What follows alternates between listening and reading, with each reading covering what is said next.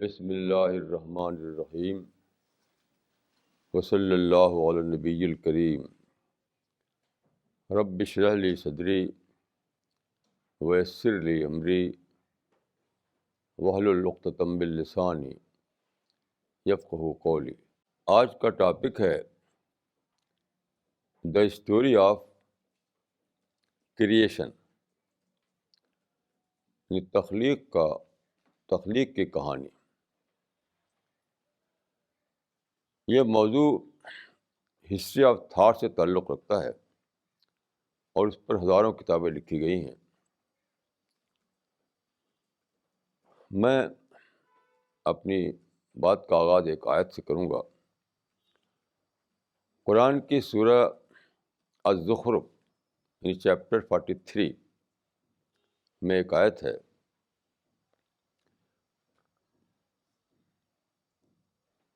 ما لہم بذالک من علم انہم الا یخرصون، یعنی لوگوں کو اس کے بارے میں کوئی نالج نہیں ہے، وہ صرف گیس کر رہے ہیں۔ تو یہ آیت جو ہے، اس کا جو امیڈیٹ ریفرنس ہے وہ یہ ہے کہ وہ لوگ فرشتوں کو خدا کا قریبی سمجھ کر ان کو پوچھتے تھے کہ فرشتے ان کی شفاعت کر دیں گے۔ فرشتوں کو خدا کی بیٹیاں کہتے تھے۔ تو غرض ہے کہ فرشتوں کے بارے میں جو ان کا عقیدہ تھا وہ سمجھتے ہیں کہ یہی ہے۔ عام طور مفسرین اسی طرح کا بتاتے ہیں۔ دیکھیے، قرآن کا ایک اصول یہ ہے کہ ایک ہوتا ہے کسی آیت کا پرٹیکولر مفہوم، ایک ہوتا ہے اس کا جنرل مفہوم۔ تو پرٹیکولر اپلیکیشن ہوتا ہے اور جنرل اپلیکیشن۔ تو امیڈیٹ ریفرنس تو وہی ہے، لیکن اس آیت میں پوری ہیومن ہسٹری پر ایک تبصرہ ہے۔ It is review of entire human history, اور یہ بہت ہی زیادہ اہم بات ہے۔ یعنی اس کے معنی ہے کہ قرآن یہ بتا رہا ہے کہ جو ہسٹری ہے اس کی ایک بنیاد یہ ہے کہ آپ علم پر رائے بنائیں، علم کو لے کر کے، نالج کو لے کر کے، اسٹیبلش نالج کو لے کر کے۔ اور ایک یہ ہے کہ گمان، گیس۔ تو پوری ہسٹری میں ایسا ہوا ہے کہ انسان جو ہے گیس کر کے رائے بناتا رہا ہے کریشن کے بارے میں۔ اسلام نے اس کو ختم کیا، وہ میں عرض کرنا چاہتا ہوں اس وقت۔ وہ گیس کیا تھا؟ بیسیکلی دو قسم کا گیس تھا اس کائنات کے بارے میں، اس کریشن کے بارے میں، اس دنیا کے بارے میں۔ ایک وہ تھا جس کو ہم کہتے ہیں شرک، دوسرا وہ تھا جس کو ہم کہتے ہیں فلاسفی۔ دونوں ہی گیس پہ کھڑے ہوئے تھے، شرک بھی اور فلاسفی بھی۔ شرک یہ مانے ہوئے تھا کہ بہت سارے دیوتا ہیں جو اس دنیا کو چلا رہے ہیں، یعنی سورج بھی دیوتا ہے، چاند بھی دیوتا ہے، ستارے دیوتا ہیں، پہاڑ اور سمندر سے یہ سب دیوتا ہیں۔ تو بہت سارے دیوتاؤں کا جو کانسیپٹ تھا، اس سے شرک پیدا ہوا، یعنی پولیتھیزم۔ فلاسفی جو ہے اس کا کلیم تو یہ تھا کہ وہ یعنی ریزن، ایک ریشنل ڈسپلن ہے، کہ وہ بھی گیس پر قائم تھی۔ کیوں؟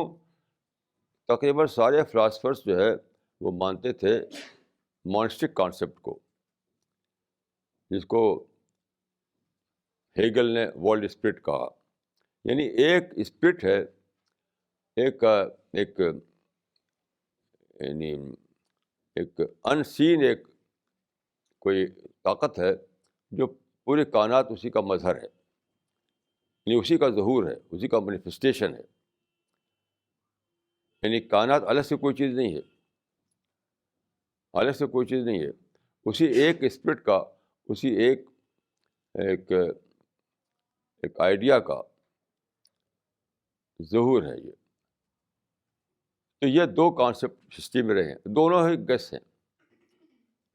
نہ تو اس دنیا کو کوئی دیوتا چلا رہے ہیں, اور نہ ایسا ہے کوئی ایک ورلڈ اسپرٹ ہے, کوئی ایک آئیڈیا ہے جس کا ظہور کائنات میں ہوا ہے, ہم آپ اسی کا ظہور ہے. یہ دونوں باتیں جو ہے خرچ تھیں. تو فرمایا کہ ما لہم بذالک من علم انہم بلا یخرصون, یعنی جو کریشن ہے, جو دنیا ہے, جو کائنات ہے, اس کے بارے میں ان کے پاس کوئی علم نہیں ہے, گیس سے انہوں نے رائے بنا رکھی ہیں.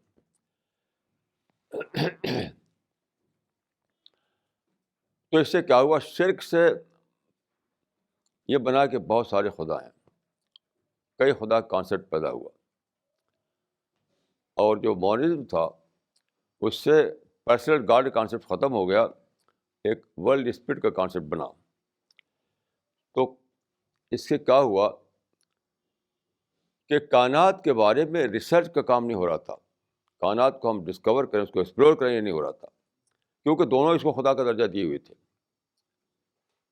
یعنی ایک سورج اور چاند کو الگ الگ خدا مانے ہوئے تھا, اور دوسرا جو ہے سب ہی خدا ہے, ایک ہی خدا کا سب ظہور ہے. تو اسلام نے یہ کانسیپٹ دیا کہ یہ دونوں نظریے غلط ہیں, خدا الگ ہے, کریشن الگ ہے, کریٹر الگ ہے, کریچر الگ ہے, خدا نے کریٹ کیا ہے. اس سے ایک نیا تصور آیا تاریخ میں. اس کانسیپٹ سے ہسٹری ناآشنا تھی. تو رسول اللہ کے زمانے میں آپ جانتے ہیں کہ پورا عرب جو ہے وہ اس سے پہلے کسی پیغمبر کے زمانے میں بڑی تعداد میں لوگ نئے ساتھی بنتے تھے, 2-4 ساتھی ہوتے تھے بس. رسول اللہ کے زمانے میں پورا عرب جو ہے اسلامائز ہو گیا. اس کے بعد رسول اللہ نے حجۃ الوداع میں کہا کہ تم لوگ نکل جاؤ, یعنی عرب میں مت رہو, سب جاؤ ادھر ادھر. ان اللہ بعثنی کافۃ للناس فاتبعونی, تو خطبہ حجۃ الوداع جو دیا تھا اس میں آپ نے یہ بات کی تھی. تو رسول اللہ کی وفات کے بعد جو آپ کے ساتھی تھے, جو کہ ہم صحابہ کہتے ہیں, وہ عرب میں نہیں, چلے گئے دنیا بھر میں, جو کہ ان کی قبریں مکہ مدینہ میں بہت کم ہیں. پھر کیا ہوا, یہ جگہ جگہ گئے, اس کا انٹریکشن ہوا, اس انٹریکشن سے ایک نیا کانسیپٹ جو ہے دنیا میں پہنچا. یہ چیزیں جو ہیں یہ خدا نہیں ہے, خدا ایک الگ ہستی ہے, اس نے کریٹ کیا ہے, اور یہ سب کچھ ہمارے لیے ہے. اس سے دنیا میں ایک نئی چیز آئی. مثال کے طور پر دیکھیے, یہ صحابہ جب مصر میں گئے تو مصر میں جو ریور نائل ہے, دریائے نیل, اس کے بعد سمجھاتا تھا کہ وہ ایک لڑکی کی بلیدان چاہتی, سیکریفائس چاہتی. ہر سال ایک لڑکی کو وہ پہنا کر کے اچھے اچھے کپڑے اس میں ڈال دیتے تھے. تب سمجھتے تھے کہ دریا میں پانی آئے گا. انہوں نے ختم کیا اس کو, جب صحابہ وہاں گئے تو انہوں نے ختم کیا اس کو. ایسے ہی دیکھیے, ستاروں کو سمجھتے تھے کہ وہ دیوتا ہے. تو پہلی بار بغداد میں آبزرویٹری بنی, جس کو مرصد کہتے ہیں, مرصد. اس پر چڑھ کر کے مطالعہ کرتے تھے ستاروں کا. اس سے پہلے ستاروں کو پوجا جاتا تھا, یعنی آبجیکٹ آف ورشپ بنے ہوئے تھے سارے ستارے. سورج چاند جو ہے آبجیکٹ آف ورشپ بنے ہوئے تھے. پہلی بار ایسا ہوا کہ بغداد میں جب مسلمانوں نے حکومت قائم کی, بغداد میں, قرطبہ میں اور کیرو میں ہر جگہ آبزرویٹری بنائی گئی. تو وہ آبزرویشن ہونے لگا. جس چیز کو پہلے پوچھتے تھے اس کا آبزرویشن ہونے لگا. ایسے مسلمان جو دنیا میں پھیلے جگہ جگہ. تو انٹریکشن جو ہوا, اس انٹریکشن سے ایک نیا کانسیپٹ جو انٹروڈیوس ہوا ہسٹری میں. آپ جانتے ہیں کہ ہسٹری میں جب کوئی نیا کانسیپٹ انٹروڈیوس ہوتا ہے تو وہ چلتا رہتا. تو اس طرح سے ہسٹری میں ایک نیا پروسیس جاری ہوا کہ یہ دیوتا نہیں ہے, یہ خدا نہیں ہے, یہ کریچر ہے ہماری طرح سے. ان کو ایکسپلور کرو, ان کو ریسرچ کرو, ان کی تحقیق کرو, ان کو استعمال کرو. تو صحابہ جو ہے رسول اللہ صلی اللہ علیہ وسلم نے جو ان کو بھیج دیا عرب سے باہر, وہ سادہ بات نہیں تھی. یہ تھا گلوبل انٹریکشن کا معاملہ. اس زمانے میں آپ جانتے ہیں کہ میڈیا نہیں تھا، تو میڈیا کے ذریعے بات نہیں پہنچ سکتی تھی. میڈیا ہوتا تو اس میں آپ میڈیا میں باتیں ڈال کر پھیلاتے، تو اس زمانے یہ تھا نہیں. ایک ہی شکل تھا کہ لوگوں کو باہر بھیجو. تو روایت کتابوں میں آتا ہے کہ جس کا گھوڑا جدھر کھڑا تھا اسی طرف وہ چل پڑا، کیونکہ رسول اللہ نے کہا تھا نکل جاؤ. تو ساری دنیا میں وہ پھیلے، ان سے انٹریکشن ہوا، تو ایک گلوبل ڈسکشن، گلوبل ایک ڈائلاگ شروع ہو گیا. گلوبل ڈائلاگ یعنی یہ جو نکلے جگہ جگہ گئے، عرب سے اسپین تک گئے، ایشیا میں، افریقہ میں، یورپ میں، ہر جگہ پھیلے. صرف آسٹریلیا اور امریکہ جو ہے اس وقت تو غیر آباد تھا تقریباً، وہاں میں نہیں پہنچ سکے یہ لوگ. باقی تینوں بر اعظم میں یعنی ایشیا میں، افریقہ میں اور یورپ میں پھیل گئے یہ لوگ. تو that was a kind of global dialogue, global discussion, global interaction. تو جہاں وہ گئے انہوں نے بتایا ان چیزوں کو. تب ہسٹری میں ایک نیا پروسیس جاری ہوا. وہ چلتے چلتے پھر یعنی یورپ میں جس کو رینیساں کہتے ہیں، رینیساں اسی کا نتیجہ تھا، اسی کا نتیجہ تھا. تو یورپ میں یہ ذہن بڑھا اور پھر سائنٹیفک انقلاب آیا. تو سائنٹیفک انقلاب وہ کلمنیشن تھا اس پروسیس کا جو مکہ مدینہ میں جاری ہوا. اس کو الگ کر کے دیکھ نہیں سکتے آپ، اس کو آپ الگ کر کے دیکھ نہیں سکتے. تو جو پروسیس جاری ہوا مکہ مدینہ میں، جو مکہ سے چلا مدینہ پہنچا، دمشق پہنچا اور بغداد پہنچا، قاہرہ پہنچا، قرطبہ پہنچا، اس طریقے سے پہنچتے پہنچتے پورا دنیا میں پھیل گیا. تو یہ جو گلوبل انٹریکشن ہوا، گلوبل ڈسکشن جو جاری ہوا، گلوبل ڈائلاگ جاری ہوا، وہ تھا پروسیس. آج پروسیس چلتا ہے تھرو میڈیا. اس زمانے میں پروسیس چلا تھرو یعنی انسانوں کے موبلٹی سے. یہاں انسان جو جگہ جگہ داخل ہوئے اس سے جاری ہوا. تو یعنی انسانی تاریخ اس سے نکل کر کے یعنی گیس کر کے جو رائے بنائی جاتی تھی، اس کو میں کہوں گا سپرسٹیشن. وہ جو تھا جو قرآن میں اس کا کہا گیا ہے گیس یعنی خرس. آج کے زبان میں کہوں گا کہ وہ سپرسٹیشن تھا. تو سپرسٹیشن کی بنیاد پر لوگوں نے رائے بنا رکھی تھی. اب ریسرچ ہونے لگی. تو گلیلیو اور نیوٹن، کوپرنیکس، ان لوگوں جو ہسٹری آتی ہے، لوگ کہا جاتا ہے کہ وہ یعنی فادر آف ماڈرن سائنس تھے. یہ لفظ جو ہے مس لیڈنگ ہے. یعنی گلیلیو اور نیوٹن اور کوپرنیکس یہ فادر آف ماڈرن سائنس نہیں تھے صحیح معنوں میں، بلکہ اس پروسیس کا کلمنیشن تھے یہ لوگ جو جاری ہوا تھا وہاں. اب انہوں نے مائکروسکوپ بنایا، ٹیلیسکوپ بنایا اور بہت سارے طریقے دریافت کیے، یہاں تک کہ سائنٹیفک انقلاب آیا. اب پھر تاریخ کے بارے میں ایک نیا ایک چیپٹر کھلا، کریشن کے بارے میں نئی باتیں سامنے آئیں. اب میں یہ بتانا چاہوں گا کہ سائنٹیفک جو ڈسکوری ہوئی، جو سائنٹیفک مطالعہ کیا گیا، اس سے جو کریشن کا جو کانسیپٹ بنا وہ کیا تھا. میں نے جو پڑھا ہے اس سے میں سمجھ پایا ہوں کہ یہ 6 پیریڈ میں تقسیم ہے. 6 پیریڈ. تو 6 کا لفظ قرآن میں آیا ہے کہ اللہ تعالیٰ نے زمین و آسمان کو 6 ایام میں بنایا. ایام سے مراد ہے پیریڈ، 6 پیریڈ. لیکن میں یہ نہیں کہہ رہا ہوں کہ قرآن کا جو 6 دن ہے یا 6 پیریڈ ہے، وہ جو میں کہنے جا رہا ہوں وہ اسی کا یہ نہ سمجھیں آپ کہ اسی کا یعنی اسی پہ اپلائی نہ کریں آپ. کیونکہ قرآن میں جو 6 بتایا گیا ہے 6 ایام، اس سے حقیقتاً کیا مراد ہے ابھی تک یہ چیز دریافت نہیں ہوئی ہے۔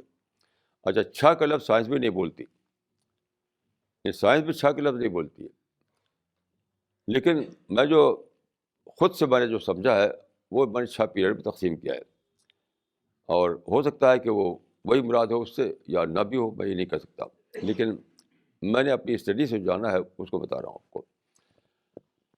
یہ 6 پیریڈ جو ہیں وہ میرے نزدیک شروع ہوتے ہیں جو کہتے ہیں بگ بینگ۔ تو big bang, little bang, water bang, plant bang, animal bang, human bang, یہ 6 پیریڈ ہیں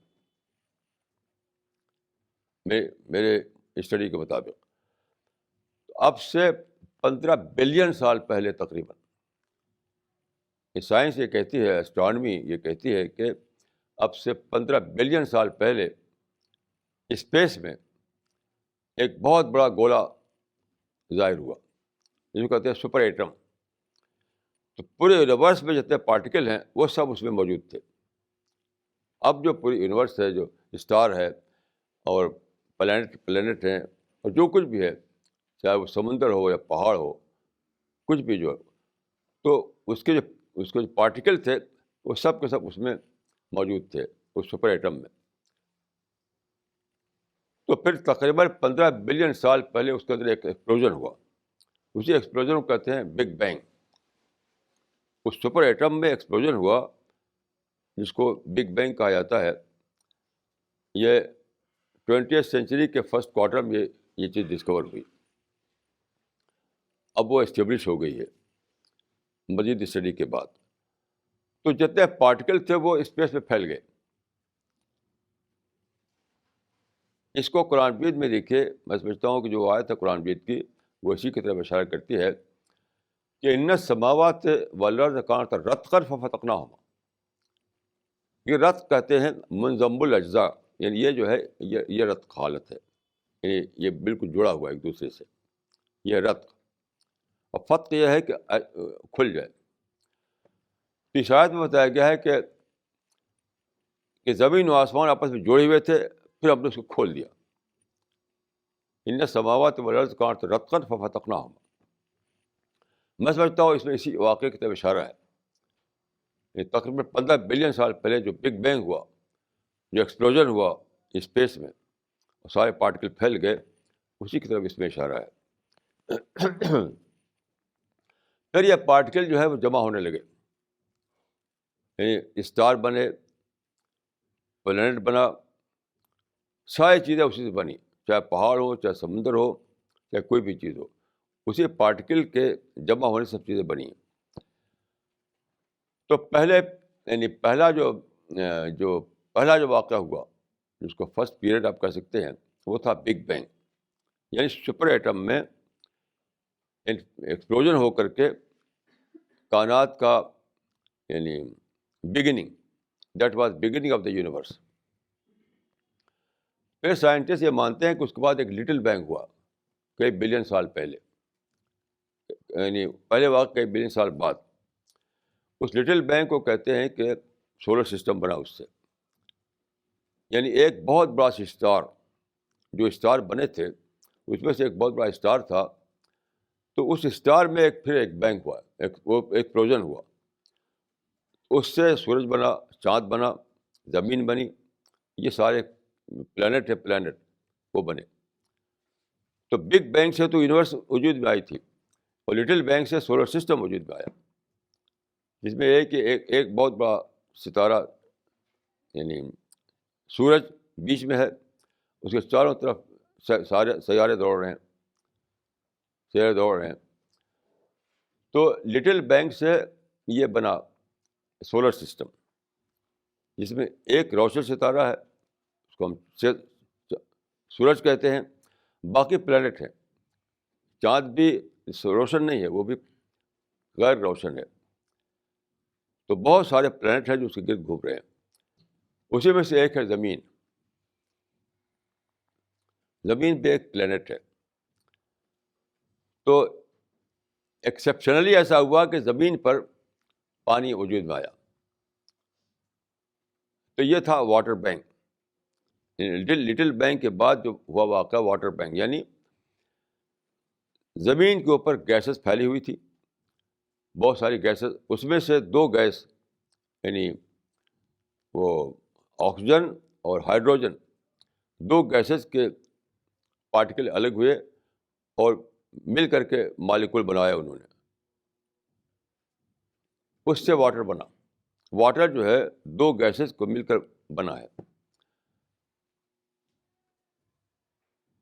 تو واٹر جو بنا تو وہ فضا میں پانی کے ذرات تھے، پھر بارشیں ہوئیں تو سارے سمندر وجود میں آئے، پانی جو ہے سمندروں میں بھر گیا۔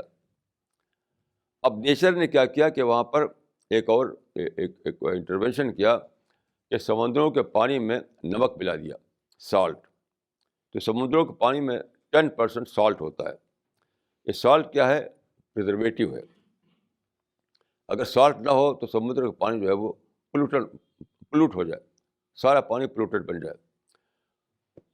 تو سمندر کے پانی کو پولوشن سے بچانے کے لیے اس میں 10% سالٹ ملایا گیا، لیکن انسان اس کو استعمال نہیں کر سکتا۔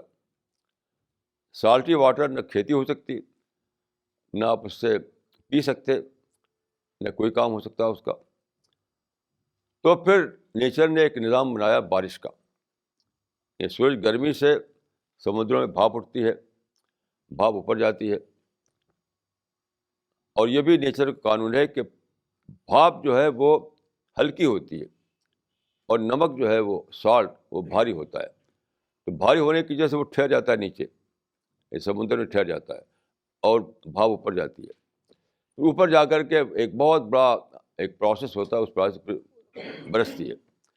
یہ ہوا وہی ہے جس کو ہم اطباء جو کہتے ہیں تقطیر، یعنی سالٹ کا الگ ہو کر فریش واٹر کا واپس آنا ہماری طرف، اس سے ہم کو میٹھا پانی ملتا ہے۔ تو بگ بینگ سے دنیا وجود میں آئی، اس کے بعد لٹل بینگ سے سولر سسٹم وجود میں آیا، پھر زمین پر جو واٹر بینک ہوا اس سے پانی وجود میں آیا۔ اور قرآن مجید میں ہے کہ وجعلنا من الماء کل شیء حی، ہم نے پانی سے ساری زندہ چیزیں بنائی ہیں۔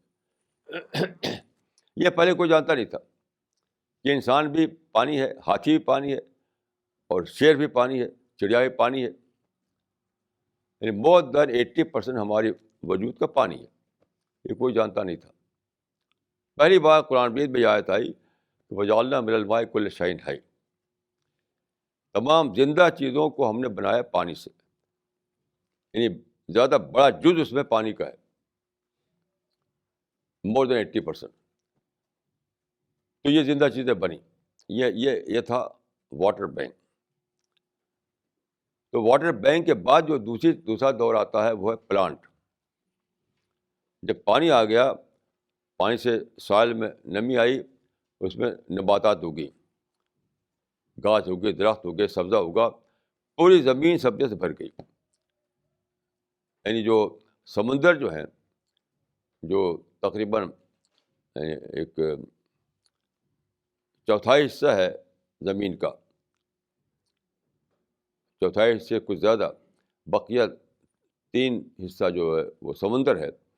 تو جو خشکی تھی، جو لینڈ تھا، وہ سب سبزے سے بھر گئی۔ یہ تھا پلانٹ بینک۔ پانی کے بعد سبزہ کا وجود میں آیا، اس کو میں کہوں گا پلانٹ بینک۔ تو پلانٹ بینک میں کیا ہوا کہ درخت بنے، فصلیں بنی، اور بہت لمبی مدت تک انسان نے ریسرچ کرنے کے بعد پھر ساری چیزیں بنائیں، یعنی باغ بنائے، گیہوں نکالا، مطلب وہ چیزیں موجود تھیں اس میں، نیچر نے وہ سب چیزیں اسے پیدا کر دی تھیں۔ جنگلوں میں نیچر تھا، جنگلوں میں گیہوں تھا، جنگلوں میں دھان تھا، جنگلوں میں سارے پھل والے درخت تھے۔ اس سے الگ کیا، اس نے الگ کر کے اس نے ایگریکلچر اور ہارٹیکلچر کی سائنس وجود میں آئی۔ ایک لمبی تاریخ اس کی ہے۔ تو واٹر بینک کے بعد پلانٹ بینک، اس کے بعد اینیمل بینک۔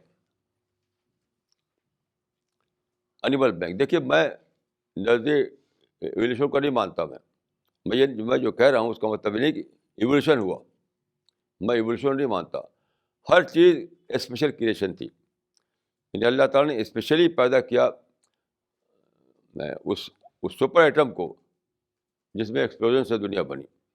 اللہ تعالیٰ نے اسپیشلی پیدا کیا اس کے بعد سولر سسٹم کو. پھر اللہ تعالیٰ نے اسپیشلی پیدا کیا اس زمین کو, اسپیشلی پیدا کیا پانی کو, اسپیشلی پیدا کیا پلانٹ کو. پھر آپ نے اسپیشلی پیدا کیا جانوروں کو.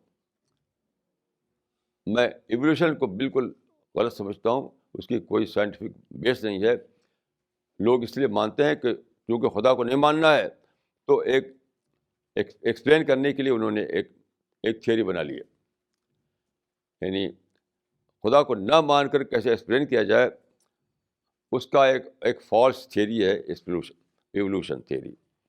تو میں اس کو نہیں مانتا. بہرحال یعنی اللہ تعالیٰ نے جو خالق ہے, جو کریٹر ہے, اس کا جو پلان تھا, جس طرح سے اس نے پلان کو ایگزیکیوٹ کیا, اس کو میں بتا رہا ہوں.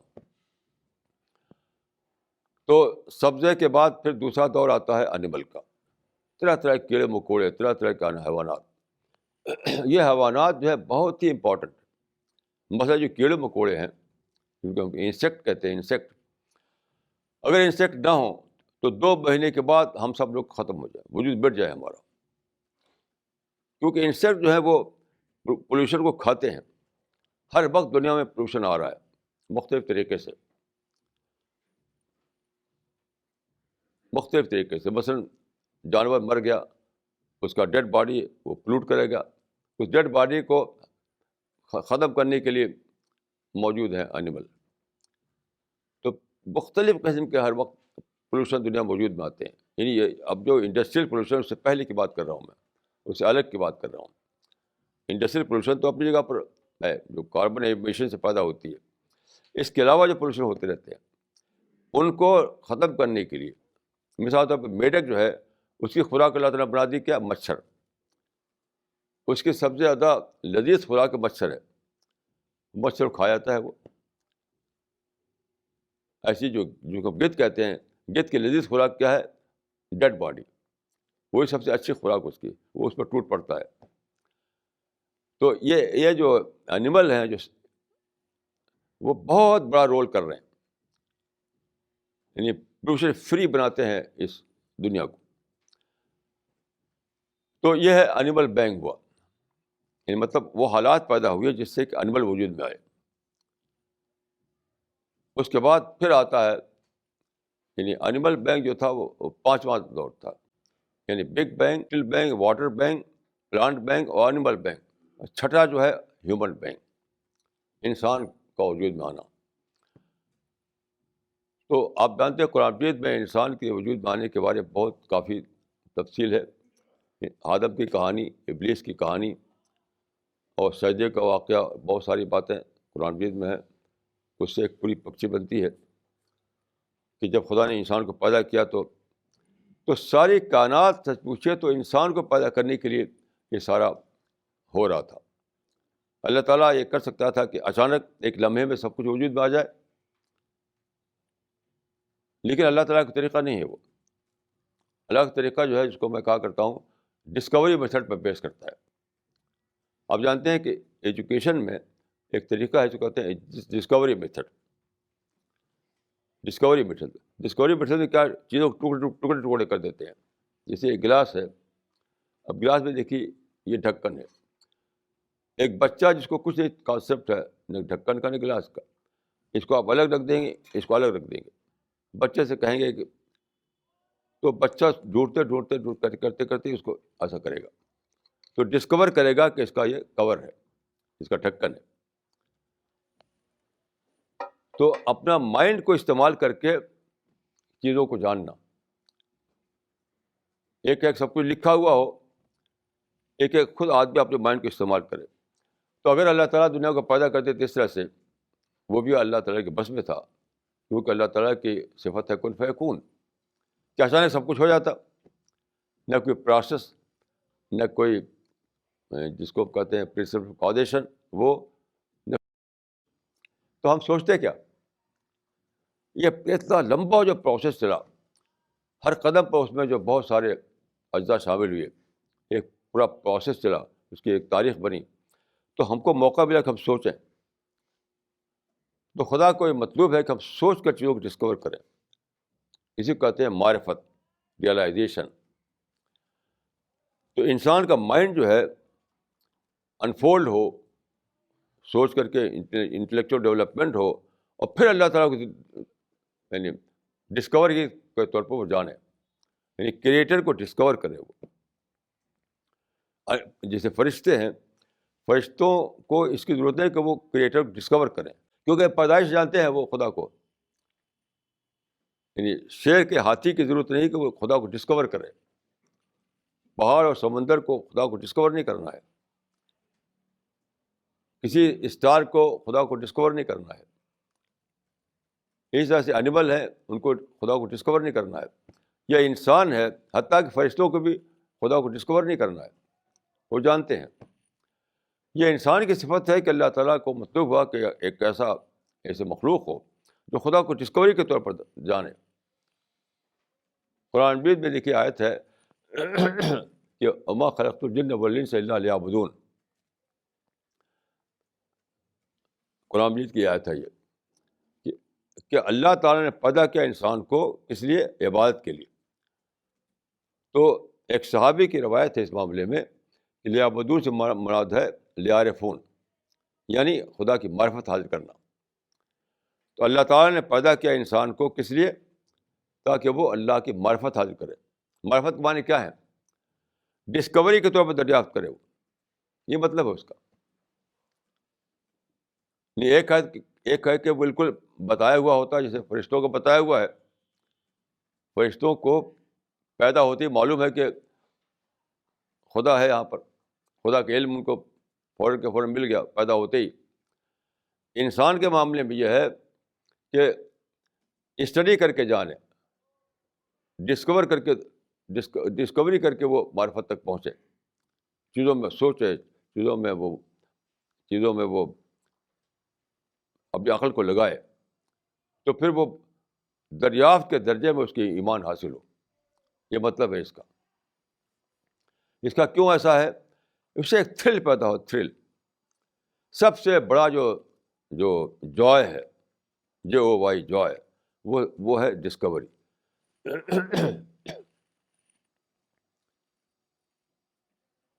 یعنی یہ گلاس رکھا ہوا ہے تو اس کو دیکھ کر تھرل نہیں آئے گا، لیکن یہاں کچھ بھی نہ ہو، اچانک آپ ڈسکور کریں گلاس کو اور پانی کو، تو ایک تھرلنگ تجربہ آپ کو ہوتا ہے اس سے. تو خدا کو اللہ تعالیٰ کے مطلوب نہیں تھا کہ بس بتا دیا جائے انسان جان لے جیسے فرشتے جانتے ہیں. نہیں، بلکہ انسان سوچے، اپنی عقل کو استعمال کرے، اپنے پوٹینشیل کو انفولڈ کرے، اور پھر وہ دریافت کرے. تو اس کو وہ تجربہ ہو، اس کو کہ آرکیمیڈیز نے کہا تھا، گریک فلاسفر نے، یوریکا. یہ بہت مشہور قصہ ہے کہ بادشاہ نے اس سے کہا کہ کیوں ایسا ہے کہ پانی میں اگر ہم لوہے کا ٹکڑا ڈالیں تو وہ ڈوب جاتا ہے، اور بوٹ ڈالیں تو ڈوبتی نہیں ہے. یعنی ناؤ جو ہے، کشتی جو ہے وہ نہیں ڈوبتی ہے، اور لوہے کا ٹکڑا ڈوب جاتا ہے. کیوں ایسا ہے؟ اس کا پتہ کرو. تو آرکیمیڈیز جو ہے وہی سوچتے سوچتے ایک دن جب کہ وہ نہا رہا تھا وہ حوض میں، اچانک اس کو ڈسکوری ہو گئی. اس لا کو دریافت کر لیا انہوں نے، اس لا آف نیچر کو. تو وہ بھاگا حوض سے نکل کر کے، یوریکا، میں نے پا لیا. تو بادشاہ کو بتایا اس نے. تو اللہ تعالیٰ کو یہ مطلوب ہے کہ یوریکا ٹائپ کا آپ کو معرفت حاصل ہو. یوریکا ٹائپ کی معرفت کہ آپ بالکل بہتاب ہو جائیں، آپ بالکل ایک تھرلنگ ایکسپیرئنس آپ کو ہو، ایک اسٹارم آئے آپ کے اندر، انٹلیکچوئل اسٹارم. اس لیے اللہ تعالیٰ نے پیدا کیا انسان کو. اس قسم کا ایکسپیرئنس نہ تو اسٹار کو ہوتا، نہ پلینٹ کو ہوتا، نہ سورج چاند کو ہوتا، نہ سمندر کو ہوتا، نہ پہاڑ کو ہوتا، نہ کسی درخت کو ہوتا، نہ کسی اینیمل کو ہوتا، یہاں تک کہ فرشتوں کو بھی نہیں ہوتا. ساری کائنات میں 15 بلین سال سے جو کائنات بن رہی ہے تو صرف انسان ہی ہے جس کو اس قسم کا تھرلنگ ایکسپیرئنس ہوتا ہے. وہی قرآن آیت میں بتایا گیا ہے, وما خلقت الجن والانس الا لیعبدون. انسان کو پیدا کیا اللہ تعالیٰ نے کہ وہ ایک تھرلنگ ایکسپیرئنس کے طور پر اس کو معرفت ہو, تھرلنگ ایکسپیرئنس کے طور پر خدا کو دریافت کرے. یہ کیسی عجیب نعمت ہے اللہ تعالیٰ کی جو آپ کو دی ہے اللہ تعالیٰ نے, کیونکہ اس سے جو محبت پیدا ہوتی ہے اللہ تعالیٰ سے. اگر اللہ کا علم آپ کو ایسے ہو جائے جیسے کہ ٹیکنیکل طور پہ ہو جائے جیسے فرشتوں کو ہے, یعنی دوسرے لوگ بھی خدا کو جانتے ہیں, اسٹار کو بھی علم ہے, پلانٹ کو بھی علم ہے, سمندر اور پہاڑ کو بھی علم ہے کہ ان کا ایک کریٹر ہے. کیونکہ قرآن مجید میں ہے کہ سب تسبیح کرتے ہیں اللہ تعالیٰ کی, ساری زمین و آسمان اللہ کی تسبیح کرتے ہیں, تو جانتے ہیں تبھی تو پلانٹ کو, اینیمل کو, سب کو علم ہے کہ ان کا ایک کریٹر ہے, لیکن انہوں نے اس کو ڈسکوری کے درجے میں نہیں پایا ہے. اس لیے خدا کی معرفت ان کے لیے ایک تھرلنگ ایکسپیرئنس نہیں ہے. خدا نے انسان کو منتخب کیا, ایسے اسباب دیے, ایسا دماغ دیا, ایسے حالات پیدا کیے کہ خدا کو تھرلنگ ایکسپیرئنس کے طور پر جانے, اب پھر اس کے اندر جو وہ دعائیں نکلیں, وہ عبادت اس کے اندر آئے. آپ غور کیجئے کہ جب خدا کو آپ ایک تھرلنگ ایکسپیرئنس کے طور دریافت کریں گے تو آپ کی دعا ایک عجیب و غریب دعا ہوگی, آپ کی عبادت ایک عجیب و غریب کی عبادت ہوگی. وہ ٹیکنیکل ٹائپ کی بات نہیں ہوگی, روبوٹ ٹائپ کی عبادت نہیں ہوگی, وہ ایک بہت لیونگ عبادت ہوگی, ایک لیونگ دعا ہوگی, ایک لیونگ تعلق ہوگا خدا سے. تو وہ اللہ تعالیٰ کو مطلوب تھا کہ ایسا ایک مخلوق ہو, ایسی ایک کریچر ہو جو اس طرح کا معرفت اس کو حاصل ہو. تو آج اسی کے لیے اللہ تعالیٰ نے پھر پیغمبر کا سلسلہ شروع کیا. جب دنیا بن گئی, اسٹار بن گئے, پلانٹ بن گئے, یہ زمین بن گئی, پانی بن گیا, پلانٹ بن گیا, اینیمل آ گئے, انسان پیدا ہو گیا, تو پھر اللہ تعالیٰ نے سلسلہ شروع کیا پیغمبروں کا. یہی بتانے کے لیے, انسان کو بتانے کے لیے اللہ تعالیٰ نے پیدا کیا پیغمبروں کو. آپ قرآن کی سورہ جو 7ویں قرآن کی جو پارہ ہے 7واں پارہ, وہ اس کو پڑھیے آپ. وَإِذَا سَمِعُوا مَا أُنزِلَ إِلَى الرَّسُولِ تَرَىٰ أَعْيُنَهُمْ تَفِيضُ مِنَ الدَّمْعِ مِمَّا عَرَفُوا مِنَ الْحَقِّ. تو اس میں ایک قصے کا ذکر ہے کہ ایک کرسچن کا ایک وفد آیا تھا رسول اللہ کے پاس مدینہ, جاننے کے لیے کہ آپ کا میسج ہے, آپ کا کیا مشن ہے, آپ کا کیا, آپ لوگوں سے کیا کہتے ہیں آپ. تو آپ نے کیا کیا کہ ان کو قرآن کی آیتیں سنائیں. وہ عربی جاننے والے لوگ تھے وہ. تو جب قرآن سنا انہوں نے تو ان کی آنکھوں میں آنسو بہنے لگے. تفیض من الدم, آنکھوں سے آنسو جاری ہو گیا. کیوں؟ مما عرفوا من الحق, حق کے دریافت کے نتیجے میں, یہ ہے معرفت حق جو ہے اصل چیز ہے, حق کے دریافت. مما عرفوا من الحق. تو پیغمبروں کو بھیجا اللہ تعالیٰ نے اس لیے کہ ان کو بتائیں, ان کو تیار کریں کہ معرفت کے درجے میں وہ اللہ کو پہچانیں, معرفت کے درجے میں اللہ پر ایمان لائیں. معرفت کا مطلب ہے ڈسکوری, ریئلائزیشن.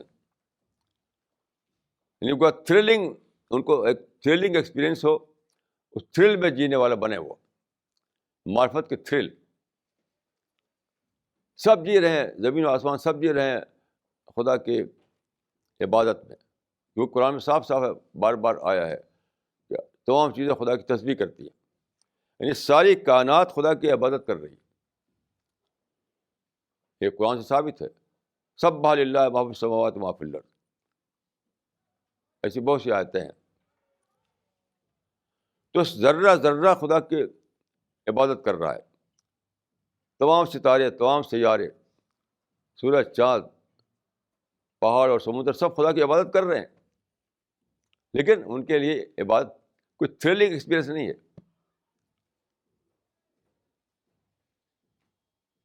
ان کے لیے عبادت جو ہے کوئی تھرلنگ ایکسپیرئنس نہیں ہے.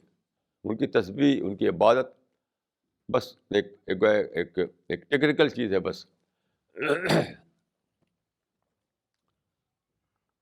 تو اللہ تعالیٰ کا کتنا بڑا یہ احسان تھا انسان کے لیے کہ اس نے انسان کو ایسی صلاحیتیں دیں، ایسا مائنڈ دیا، ایسے حالات پیدا کیے اس کو. تو پیغمبر اسی لیے بھیجے گئے انسان کو بتانے کے لیے کہ جانو کہ خدا نے تمہارے ساتھ کیا بلیسنگ کی ہے، کیا انعام تمہارے پر کیا ہے. تو وہ تمہارا درجہ اسٹار سے بڑھا دیا، اس پلانٹ سے بڑھا دیا. تمہارا درجہ خدا نے سورج چاند سے بڑھا دیا، پلانٹ سے، اینیمل سے، سچ سے بڑھا دیا، کیونکہ وہ خدا کی عبادت کر رہے تھے ایک ٹیکنیکل انداز میں، روبوٹ کے انداز میں. سب کے سب خدا کی عبادت کر رہے تھے، روبوٹ کے انداز میں کر رہے تھے. تو اللہ تعالیٰ نے اللہ تعالیٰ نے پیغمبروں کو بھیجا انسان کو بتانے کے لیے کہ تمہارا درجہ کیا ہے اللہ کے یہاں. تم تھرل کے درجے میں دریافت کرو، تھرل کے درجے میں عبادت کرو اللہ تعالیٰ کی. اور یہی وہ لوگ جو جنت میں جگہ پائیں گے. جنت کسی درخت کے لیے نہیں ہے، کسی پہاڑ کے لیے نہیں ہے، کسی اسٹار کے لیے نہیں ہے، کسی پلانٹ کے لیے نہیں ہے. جنت کسی اینیمل کی جنت نہیں ہے، انسان کی جنت ہے. کیوں؟ جنت ان لوگوں کے لیے جو تھرل کے درجے میں اللہ کو پائیں،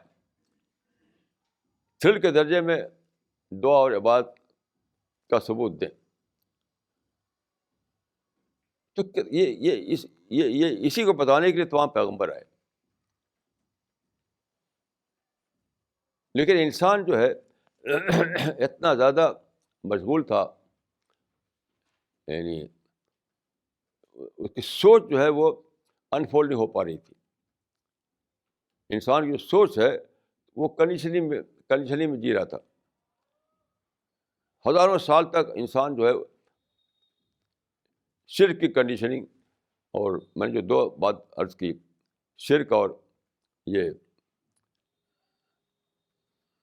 یعنی اولیتھیزم و مونزم، ایک پیدا ہوا تھا مشرکانہ مذہب سے، دوسرا پیدا ہوا تھا فلاسفر نے پیدا کیا تھا. اسی میں جی رہا تھا، اسی میں کنڈیشن ہو گیا تھا وہ.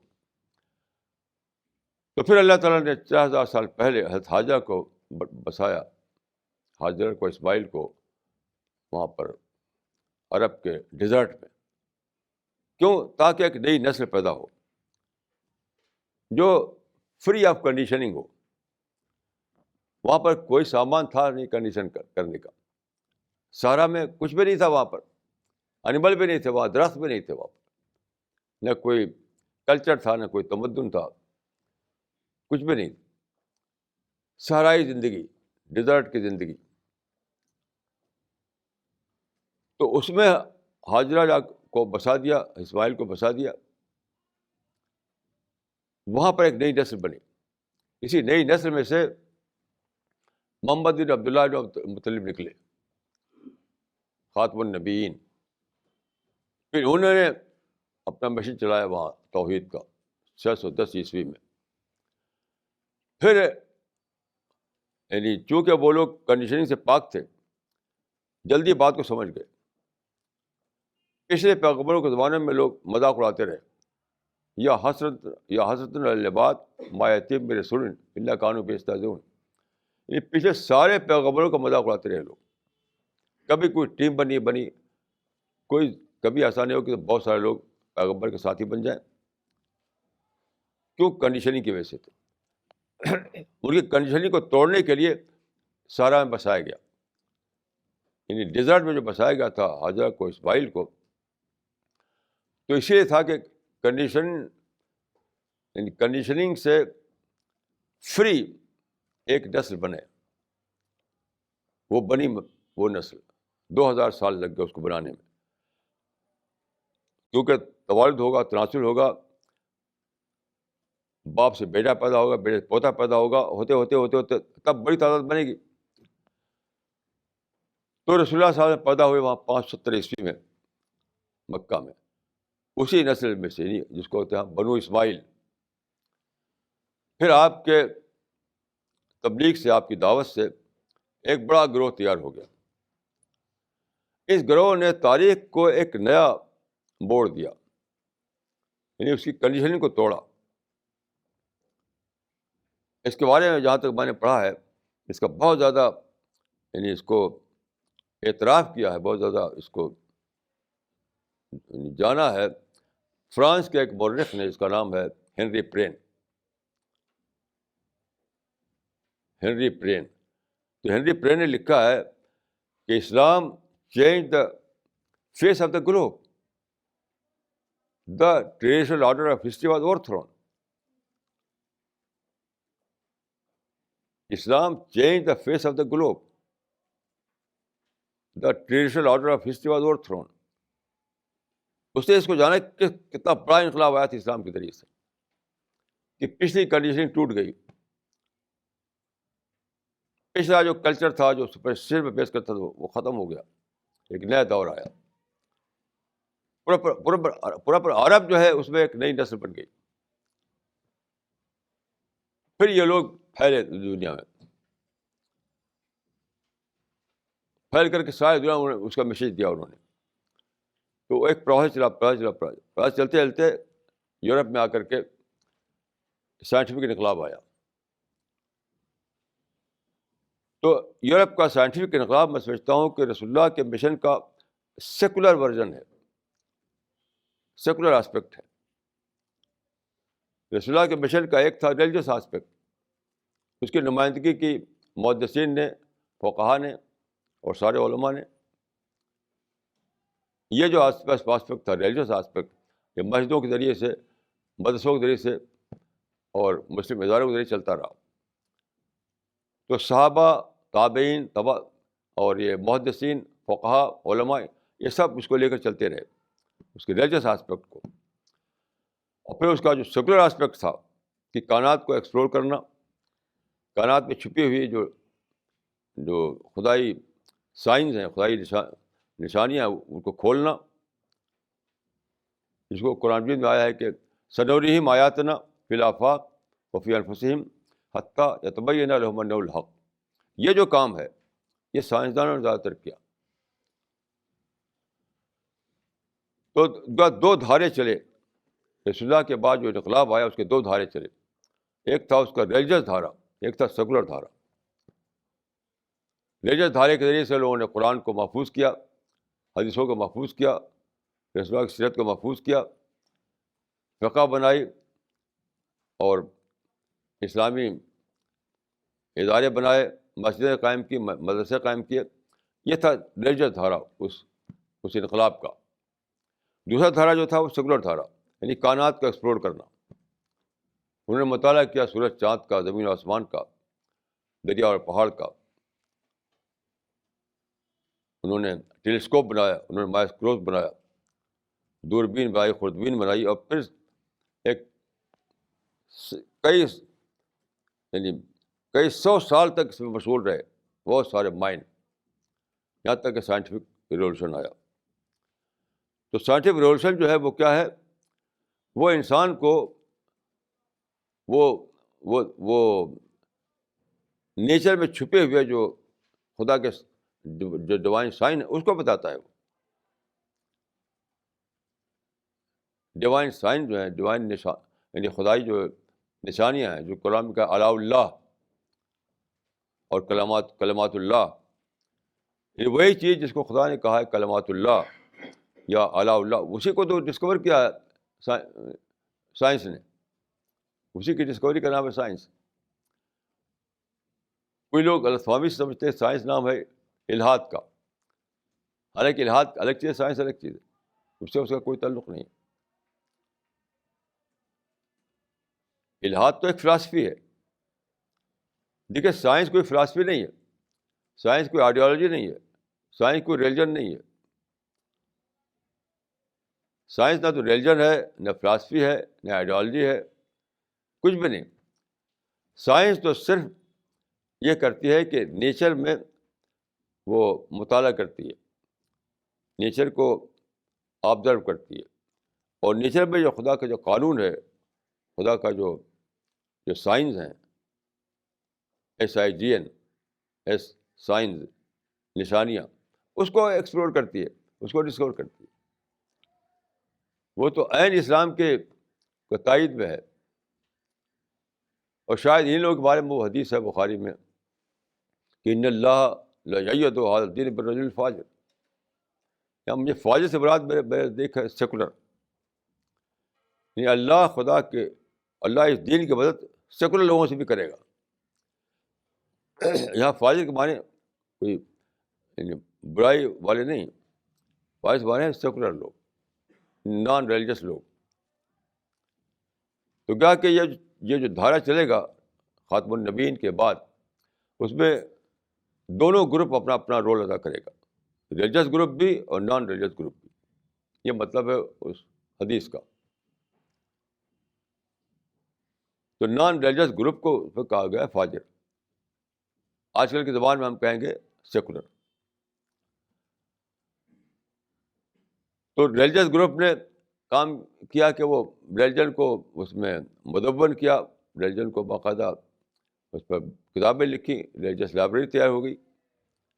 یہ مذہب کی بنیاد پر بہت بڑی لائبریری بن گئی، بہت بڑا ڈسپلن بن گیا. اور ان لوگوں نے کیا کیا کہ نیچر میں چھپے ہوئے جو دلائل تھے اس کو کھولا انہوں نے. مثال کے طور پہ جو میں عرض کیا کہ قرآن میں یہ آیت تھی کہ ان السماوات والارض کانتا رتقا ففتقناہما، تو اس کو انہوں نے دریافت کیا، اور اسی کو ہم بگ بینگ کہتے ہیں. میں یہاں پر ایک واقعہ عرض کروں.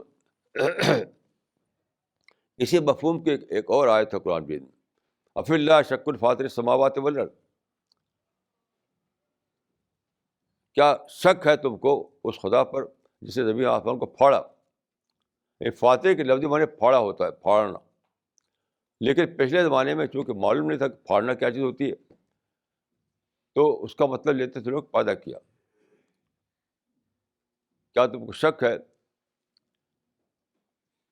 اس خدا پر جس نے زمین آسمان کو پیدا کیا؟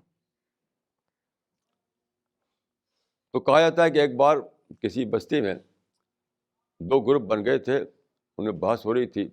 ایک کہتا خدا ہے، ایک کہتا خدا نہیں.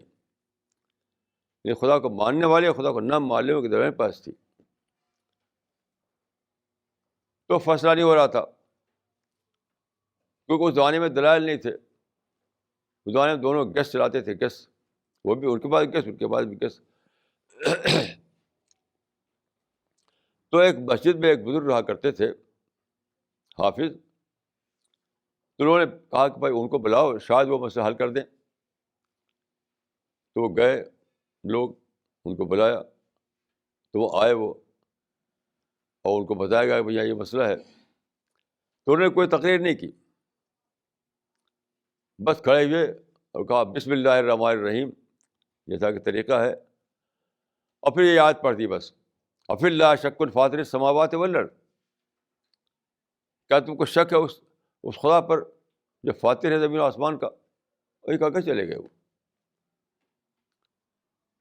اس وقت یہ پتہ نہیں تھا کہ اس لفظ فاطر جو ہے اس میں ایک بہت بڑی میننگ چھپی ہوئی ہے، بہت بڑی معنویت چھپی ہوئی ہے. کیونکہ فطرہ کے لفظی معنی ہوتے ہیں پھاڑنا، لیکن پھاڑنا کیا ہے وہ تو کوئی جانتا نہیں تھا کوئی. اب معلوم ہوا کہ وہ اشارہ تھا بگ بینگ کی طرف، یعنی ایکسپلوژن. پھاڑنا سے مطلب ایکسپلوڈ کیا اس نے. تو جب یہ ثابت ہوا کہ کائنات میں ایکسپلوژن ہوا ہے بہت بڑا بہت بڑا بہت بڑا، تو کوئی ہونا چاہیے جو اس میں انٹروین کرے.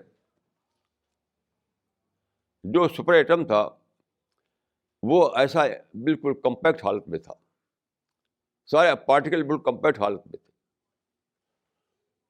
تو فزیکل لاز جو ہیں، فزیکل لاز بتاتے ہیں کہ جب کمپیکٹ حالت میں وہ ہوں تو ان کو یعنی ان کو ایکسٹرنل وے میں ان کو آپ سفر کرانا ان کا یہ ممکن نہیں ہوا کرتا.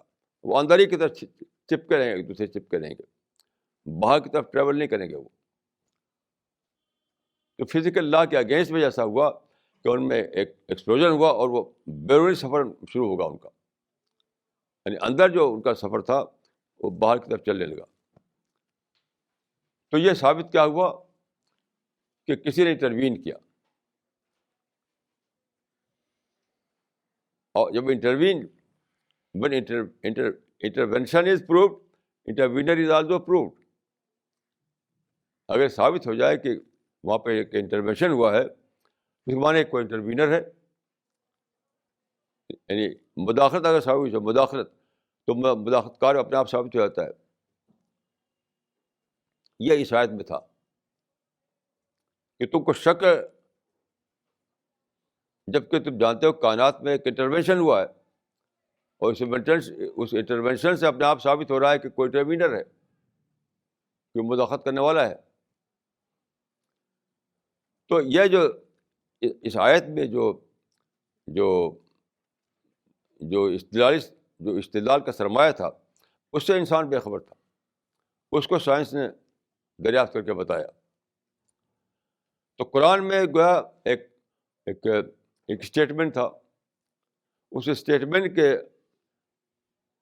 پیچھے جو دلیل تھی نیچر میں، وہ اس وقت تک انسان کو معلوم نہیں تھی. وہ سائنس نے ڈسکور کر کے بتائی. اسی معنی میں کہتا ہوں کہ دو دھارے، ایک دھارا تھا قرآن کو محفوظ کرنا، دوسرا دھارا ہے کہ قرآن کے دلائل ہے اس کو کھولنا. تو پہلے دھارے کو چلایا لیجس پیپل نے، دوسرے دھارے کو چلایا نان لیجس پیپل نے، جس کو ہم سیکولر کہتے ہیں. اس طرح سے یہ تاریخ چلتی رہی. اب جو ہے جو رسول اللہ کے نے جو قرآن دیا ہے ہم کو، اس میں جو کسی پلان بتایا گیا اللہ تعالیٰ کا، وہ کیا ہے؟ قرآن یہ بتاتا ہے کہ یہ جو دنیا چل رہی ہے ایک دن ختم ہو جائے گی، ہمیشہ کے لیے نہیں ہے. یہ مطلب یہ جو دنیا چلی کہ جس کو میں نے کہا کہ big bang, little bang, water bank, plant bank, animal bank, human bank, اب ایک اور آنے والا ہے بڑا، اس سے بڑا بینک، وہ ہے قیامت. وہ سپر بینک ہوگا. وہ قیامت جو سپر بینک ہے، وہ سب سے بڑا ایکسپلوژن. پھر ایک نئی دنیا بنے گی. اس نئی دنیا میں ہیل ہوگا اور پیراڈائز ہوگی، جنت اور دوزخ. اس وقت خدا ظاہر ہوگا، خدا دربار کرے گا، خدا عدالت کرے گا. سارے فرشتے اکٹھا ہوں گے، سارے انسان اکٹھا کیے جائیں گے حشر کے میدان میں. تو سب کا حساب لیا جائے گا، کیونکہ قرآن مجید میں ہے کہ ہر انسان کے ساتھ دو دو فرشتے لگے ہوئے ہیں جو اس کا ریکارڈ تیار کر رہے ہیں. ہر مرد کے ساتھ، ہر عورت کے ساتھ دو فرشتے ریکارڈ بنا رہے ہیں اس کا. تو سارا ریکارڈ اس وقت پیش کیا جائے گا. اس ریکارڈ کے مطابق اللہ کی عدالت سے فیصلہ ہوگا کہ یہ جنت کے قابل ہے، یہ جہنم کے قابل ہے. یہ واقعہ ہوگا سپر بینک کے بعد، یعنی قیامت کے بعد. یہ بتایا اللہ تعالیٰ نے اپنی کتاب میں. قرآن جو محفوظ کتاب ہے، کوئی بھی کتاب آسمانی محفوظ نہیں ہے. اس میں ملاوٹیں ہو گئی، کچھ کا کچھ اس میں شامل ہو گیا، لیکن قرآن جو ہے محفوظ کتاب ہے. تو قرآن میں اس جو خدا کا جو کیسے پلان ہے اس کو واضح طور پر بتا دیا گیا کہ یہ دنیا ختم ہونے والی ہے اور اس کے بعد یہ ہونے والا ہے. تو میں دعا کرتا ہوں کہ اللہ تعالیٰ مجھ کو اور آپ کو اس کو سمجھنے کی توفیق عطا فرمائے، ہم خود اس پر عمل کریں، دنیا کو اس سے باخبر کریں. اقول قولی ھذا واستغفر اللہ لی ولکم اجمعین.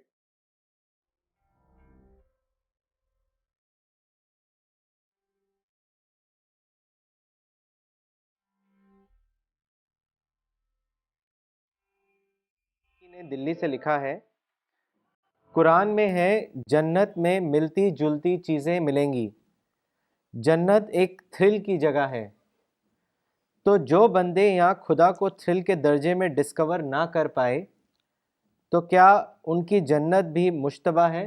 इसके बारे में बताएं। अब देखिए, आखिरी बात तो अल्लाह ही को पता है, लेकिन मैं समझता हूँ कि जन्नत उन्हीं लोगों के लिए है। लफ्ज़ जो आया कुरान में मार्फत आया, मैं उसको थ्रिल का लफ्ज़ बोलता हूँ। तो मार्फत का मतलब तो यही है, यानी मार्फत के दर्जे में जिसने जाना। तो मार्फत दर्जे माना क्या है, वो कुरान में आप पढ़ लीजिए कि मार्फत दर्जे में जानना क्या है।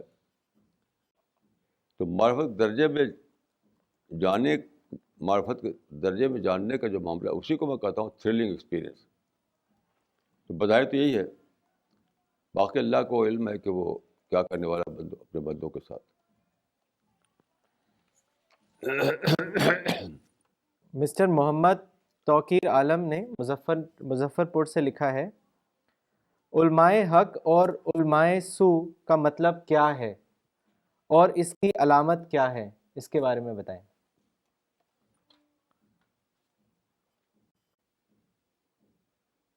भाई देखिए, बहुत ही मुश्किल सवाल है, ये कोई आसान नहीं है। ये इसके मुख्तलिफ मतलब बताए गए हैं। जहाँ तक मैं समझता हूँ वो ये है कि एक है इल्म दीन को दीन के लिए इस्तेमाल करना। उलमा वो है जिनको दीन का इल्म हासिल हो। एक है दीन को दीन के लिए इस्तेमाल करना, वो है उलमाए हक। एक वो है जो दीन को दुनिया के लिए इस्तेमाल करें, वो है उलमाए सू। नाम दोनों दीन का लेंगे, इन्हीं में से कोई ऐसा नहीं होगा जो दीन का नाम न ले। लेकिन दीन का नाम लेकर एक शख्स दीन ही के लिए काम करेगा, एक शख्स दीन का नाम लेकर दुनिया के माने है कि पैसा, शोहरत, फेम, पावर, इज्जत, ये सब चीज़ें दुनिया में आती हैं। तो जहाँ तक मैंने समझा है, यही फ़र्क है दोनों के दरमियान। मिस नगमा सिद्दीकी ने दिल्ली से लिखा है, You say nature serves as a model for providing man with lessons. Maulana, can you please explain this with an example?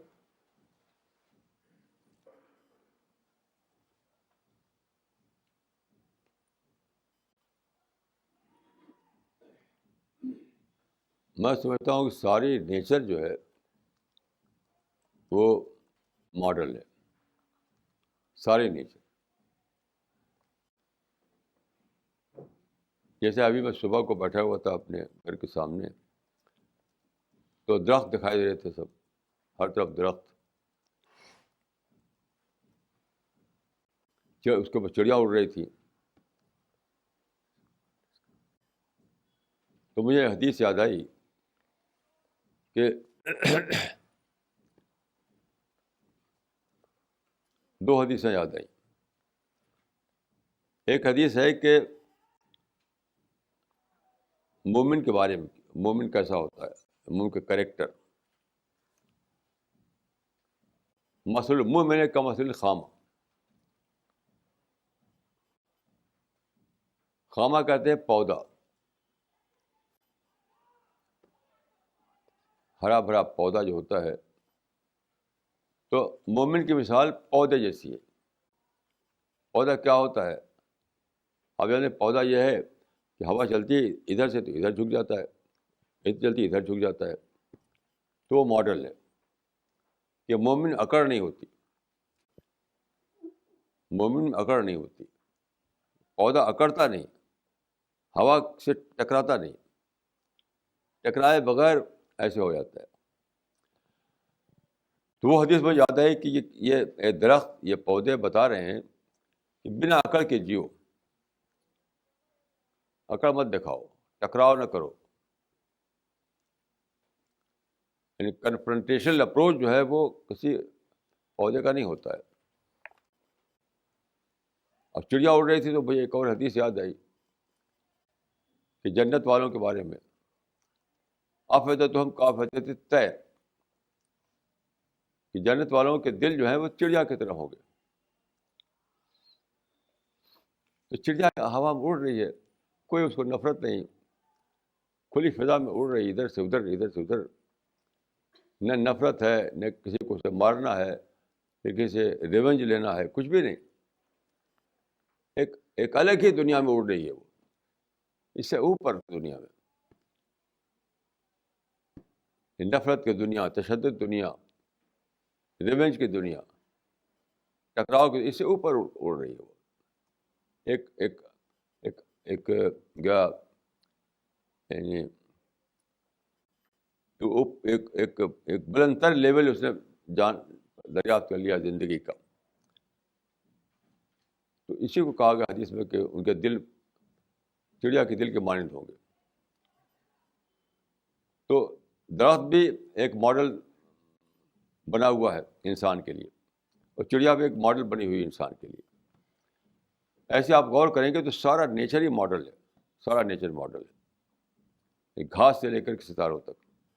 Mister عبد الرحمان نے دلی سے لکھا ہے، مولانا صاحب، despite the fact that Bible is not the preserved book, you quote number of times in your write ups verses from the Bible, what is the wisdom behind this? دیکھیے Bible میں ایسا ہے ہم اس کو ہسٹری کا ایک source سمجھتے ہیں، ہسٹری کا. دیکھیے دونوں میں فرق ہے دونوں باتوں میں. ایک یہ ہے کہ خدا کی جو وحی آئی ہے، خدا کی جو ریولیشن، اس کا آتھینٹک سورس سمجھیں آپ. ایک ہسٹری کا سورس سمجھیں آپ. تو بائبل میں پیغمبروں کی ہسٹری ہے قرآن سے زیادہ ہسٹری اس میں ہے، بہت سے نبیوں کا ذکر ہے. تو سارا ہی ایسا نہیں کہ ہر سطر اس کا جو ہے بدلی ہوئی ہے. بہت سی باتیں اس میں ایسی ہیں جو یعنی ہماری معلومات میں اضافہ کرتی ہیں. تو میرا ماننا یہ ہے کہ اگر آپ کو یہ جاننا ہو کہ خدا کا جو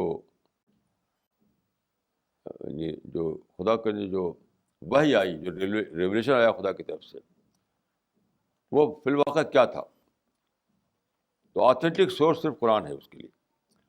لیکن ہسٹری کے اعتبار سے آپ جاننا چاہیں تو بہت سی باتیں ملتی ہیں بائبل میں جو قرآن میں بھی نہیں، حدیث میں بھی نہیں. تو یہ میرا معاملہ ہے. یعنی معرفت کا ریفرنس بتانا ہو تو قرآن ہے، ہسٹری کا ریفرنس بتانا ہو تو اس اور بہت سی کتابیں ہیں، تو بائبل بھی ہے.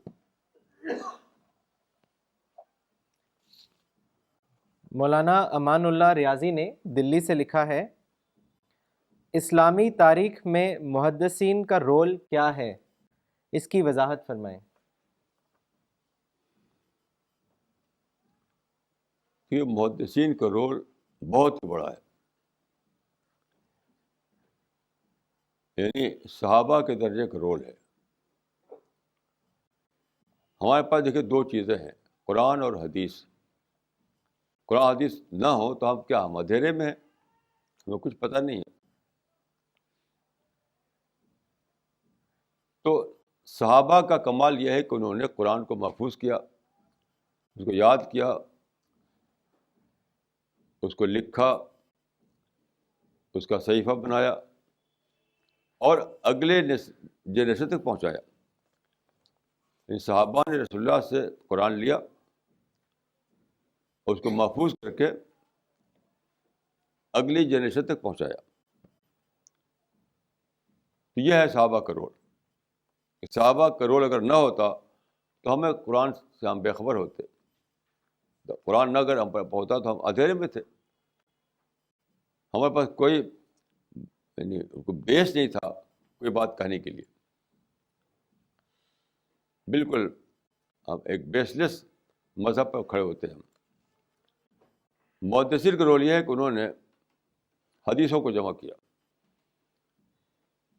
تو میں اس کو برابر کا رول سمجھتا ہوں. یعنی محدثین نے تقریباً 100 برس تک سارا اپنا انرجی اس میں لگا دی. جسے لوگ پیسہ کماتے ہیں, فیم حاصل کرتے ہیں, پاور حاصل کرتے ہیں, اس سب سے بالکل الگ ہو گئے وہ. یہاں تک کہ اس سے بھی الگ ہو گئے وہ کہ ان کے زمانے میں جو حکومت تھی, عباسد حکومت, وہ آج کل کے زمانے میں ویسی جیسے کہ آج کل لڑ رہے ہیں عرب کنٹریز میں لوگ لڑ رہے ہیں آپس میں, ویسی حکومت تھی وہ. وہاں کرپشن تھا, وہاں پر ایکسپلائٹیشن تھا, وہاں سب کچھ تھا, وہاں ظلم تھا, مگر انہوں نے اس کو برداشت کیا, لڑے نہیں وہ. کیوں؟ انہیں ایک کام کرنا تھا, یعنی پولیٹیکل کنفیڈریشن کے سوا ایک اور کام کرنا تھا, حدیثوں کو جمع کرنا. بہت بڑا کام انہوں نے کیا کہ جو راوی تھے ان کے حالات اکٹھا کیے, حدیثوں کو جمع کیا, علم حدیث بنایا. اگر فرض کیے کہ یہی ایک بات لے لیجیے کہ اگر وہ کمانے میں لگتے جیسے آج کل لوگ کمانے میں لگے ہوئے ہیں, تو ان کے پاس بہت تھوڑا ٹائم ہوتا. تو تھوڑے ٹائم میں کوئی بڑا کام نہیں ہوا کرتا ہے. سارا آپ پورا دے دیتے ہیں ٹائم, تب جا کے کوئی کام ہو پاتا ہے. وہ ان کا کیا تھا, وہ نہ بیوی سے مطلب, نہ بچے سے مطلب, نہ فیملی سے مطلب, کسی چیز سے کوئی مطلب ہی نہیں, نہ جاب سے مطلب, نہ بزنس سے مطلب. تقریباً 100 برس تک یہ لوگ اسی میں لگے رہے. یہاں تک کہ حکومتوں میں لوگ لوٹ پاٹ کر رہے ہیں, کرو جو چاہے کرو, اللہ تم سے نپٹے گا.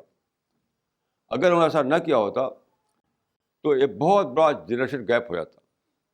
جنریشن گیپ, یعنی صحابہ ادھر تھے, ادھر ہم لوگ ہیں, بیچ میں محدثین غائب. تو یہ جو جنریشن گیپ تھا, تو آپ بالکل یعنی حدیثوں سے بالکل یعنی وہ معروف ہو جاتے. تو محدثین نے اس جنریشن گیپ کو نہیں ہونے دیا اور کتابیں مرتب کر ڈالی حدیث کی. صرف 6 کتابیں نہیں, 7 جو ہیں, اس کے علاوہ بھی بہت ساری حدیث کتابیں ہیں. تو قرآن کو محفوظ کر کے دینے والے صحابہ ہیں, حدیث کو محفوظ کر کے دینے والے محدثین ہیں. اور دیکھیے رسول اللہ صلی اللہ علیہ وسلم آخر زمانے میں فرمایا تھا کہ ترکت فیکم الثقلین, کتاب اللہ و سنتی, میں تمہارے درمیان 2 بھاری چیز چھوڑ کر جا رہا ہوں, ایک کتاب اللہ اور دوسری سنت رسول اللہ. تو کتاب اللہ تو دیا صحابہ نے ہم کو, اور یہ کسے ملی ہم کو؟ حدیث جو ہیں, سنت جو ہے, وہ کسے ملی؟ وہ محدثین نے دیا. تو محدثین نے اپنے آپ کو ڈیڈیکیٹ کیا, یعنی 100% ڈیڈیکیٹ کر دیا, 100%. تو میں سمجھتا ہوں کہ ان کا رول جو ہے اتنا ہی بڑا ہے جتنا بڑا صحابہ کا رول ہے. مسٹر ساجد انور نے رڑکی سے لکھا ہے, مولانا صاحب, when innocent people die in an accident caused due to human errors, people attribute it to human negligence. But people questions God's intention when the same innocent people die in a natural calamity as to why God did it. Maulana Sahab, kindly explain this. دیکھیے, یہاں تک میں نے سمجھا ہے کہ دنیا کا سارا معاملہ جو ہے اس وقت تک ایکسپلین نہیں ہوتا جب تک آپ یہ نہ مانیں کہ انسان کو خدا نے فریڈم دے دیا. فریڈم یہ جو ہے جب تک نہ مانیں تب تک کوئی چیز ایکسپلین نہیں ہوتی. تو فریڈم کے سارے سب یہ فنامنا ہیں. انسان اپنے فریڈم کو کہیں مس یوز کرتا ہے, کہیں صحیح استعمال کرتا ہے. کوئی رانگ سائڈ میں چلاتا ہے, کوئی صحیح سائڈ میں چلاتا ہے. اب ایک آدمی رائٹ سائڈ چلا رہا ہے, رائٹ سائڈ, تو اپنی فریڈم کو مس یوز کر رہا ہے. وہ ایک آدمی اپنی گاڑی رانگ سائڈ میں دوڑا رہا ہے تو فریڈم کو مس یوز کر رہا ہے. تو خدا بارش نہیں کرے گا جب تک قیامت نہ آ جائے. خدا لوگوں کی فریڈم کا بارش نہیں کرے گا. یعنی ان کو پراپر یوز کی اجازت ہے تو انہیں مس یوز کی بھی اجازت ہے. اسی پر تو امتحان ہے, اسی پر تو جنت دوزخ کا فیصلہ ہونا ہے. تو جب تک یہ نہ مانا جائے کہ انسان کو مکمل فریڈم ملی ہوئی ہے اور فریڈم کو کوئی صحیح استعمال کرے کوئی غلط استعمال کرے گا, اور خدا ابالش نہیں کرے گا فریڈم کو. یعنی انسان رسول اللہ کے دانت توڑے گا تب بھی نہیں روکے گا, حضرت یحییٰ پیغمبر سے قدر کرے تب بھی نہیں روکے گا, حضرت عمر کو قدر کرے گا تب بھی نہیں روکے گا خدا. کیوں؟ فریڈم کو ابالش نہیں کرنے والا ہے خدا. جو لوگ چاہتے ہیں اس کا مطلب ہے کہ فریڈم کو ابالش کر دیا جائے, وہ تو ہو نہیں سکتا ہے, کیونکہ پھر امتحان کس بات کا, ٹیسٹ کس بات کا ہوگا. دیکھیے کروشل جو ٹیسٹ ہے, کروشل ٹیسٹ وہ یہی ہے کہ انسان اپنی آزادی کو صحیح استعمال کرتا ہے یا غلط استعمال کرتا ہے. یہ کروشل ٹیسٹ ہے. مولانا ذکوان ندوی نے دلی سے لکھا ہے, شاہ ولی اللہ دہلوی نے اپنی کتاب الفوز الکبیر میں لکھا ہے کہ اگر تم یہود کی صفات کو جاننا چاہتے ہو تو اپنے زمانے کے علماء سو کو دیکھ لو. اس کا مطلب کیا ہے؟ اب یہ ان کا ایک احساس ہے جو لکھا انہوں نے. کوئی ضروری نہیں کہ ان کو مطلب ایبسولوٹ معنی میں صحیح ہو. یہ میں تو ایسا نہیں کہتا.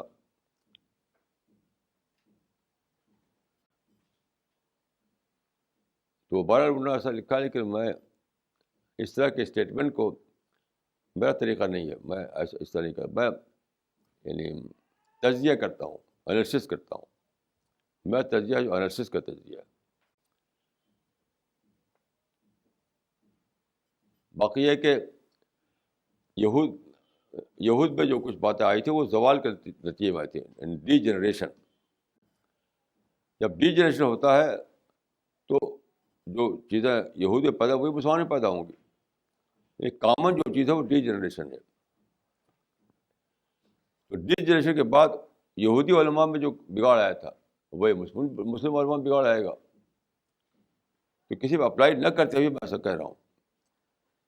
میں کسی اپلائی نہیں کروں گا, کہ میں یہ کہوں گا کہ it is a phenomena of D generation.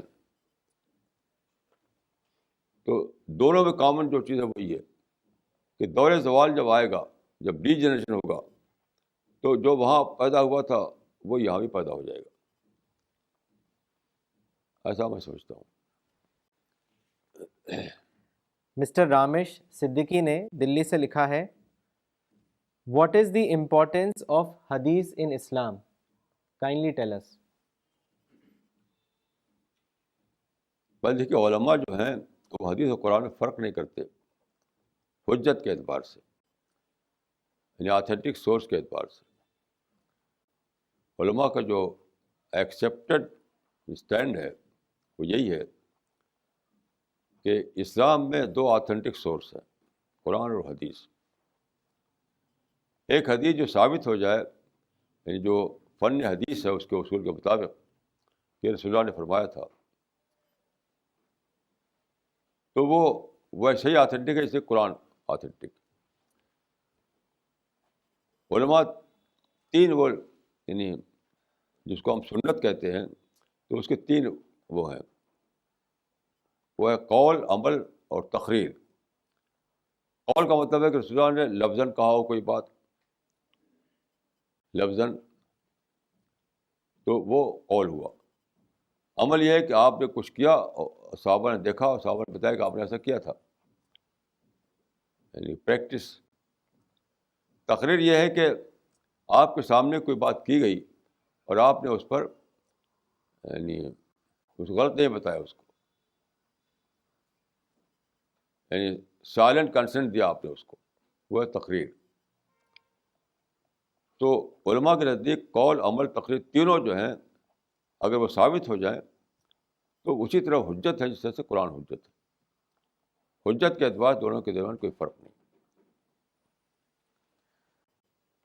Mister شاہ عمران حسن نے دلی سے لکھا ہے, ہر کلمہ پڑھنے والا جنت جائے گا, اس کا مطلب کیا ہے؟ ہاں دیکھیے بخاری بھی یہ روایت ہے کہ من قال لا الہ الا اللہ دخل الجنہ، لیکن یہ یعنی کس قائل کی بات ہے یہ؟ جو مال لپ سروس کرے. یعنی لوگ صرف قول کو دیکھتے ہیں، قائل کو نہیں دیکھتے، یعنی قائل کلمہ کو نہیں دیکھتے. اگر قائل کلمہ کو نہ دیکھیں آپ تو لپ سروس بن جاتا ہے وہ.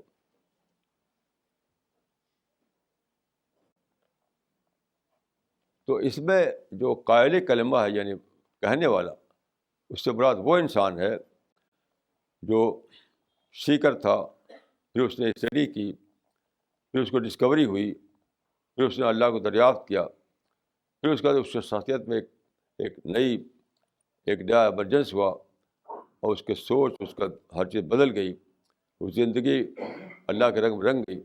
اس کا قول. تو صرف قول کو مت دیکھیے، اس کے قائل کو دیکھیے، تب بات سمجھ میں آ جائے گی. میں اس حدیث کو اسی معنی میں لیتا ہوں کہ یہ حدیث میں لپ سروس کا ذکر نہیں ہے. اس حدیث میں ایک بہت بڑے واقعے کا ذکر ہے جس میں آدمی کی پوری شخصیت بدل جائے، آپ کی بدلی ہوئی شخصیت کا وہ ایک اظہار ہو، یا آپ کے اندر جو نئی پرسنالٹی پیدا ہوئی ہے اس نئی پرسنالٹی کا ایک اظہار ہو کلمہ، تو اس کے لیے وہ جنت ہے. مولانا انہوں نے اپنے دوسرے سوال میں یہ لکھا ہے کہ حدیث میں آیا ہے کہ ایمان گھٹتا اور بڑھتا رہتا ہے، اس کے بارے میں آپ اپنا پرسنل اگزامپل سے اس کو ایکسپلین کریے. یہ تو بالکل اٹ از بٹ نیچرل گھٹنا پڑھنا. یہ تو ایک نیچرل بات ہے. جیسے آپ ایک آدمی کو اپنے ماں سے محبت ہوتی ہے تو بالکل کوئی کانسٹینٹ محبت تھوڑی ہوتی ہے، کبھی بھول جاتا ہے، کبھی کچھ ہوتا ہے، کبھی بہت زیادہ جذبہ بڑھ جاتا ہے محبت کا، اب بھاگ جاتا ہے ملنے کے لیے. تو ایسی ہر چیز جو ہے اس میں تو گھٹنا پھٹنا رہے گا، وہ تو رہے گا. وہ یہ مثال کے طور پر اب پانی ہے، کبھی تو آپ بس پانی پی لیں گے بس ایسے ہی سادہ طریقے پر، کبھی آپ گلاس لیں گے تو اس میں پوری کائنات دکھائی دے گی، آپ کو پوری ہسٹری دکھائی دے گی کہ کس طرح سے یہ کائنات بنی، کس طرح زمین کے اوپر گیسز کا بادل چھایا، پھر کیسے دو گیسز مل کر کے پانی بنا، اور پھر کس طرح اس میں سالٹ آیا. یہ پورا نظام آپ کو یاد آ جائے گا. تو وہ پینا ایک اور پینا ہوگا، مطلب وہاں پر بڑھ جائے گا معرفت.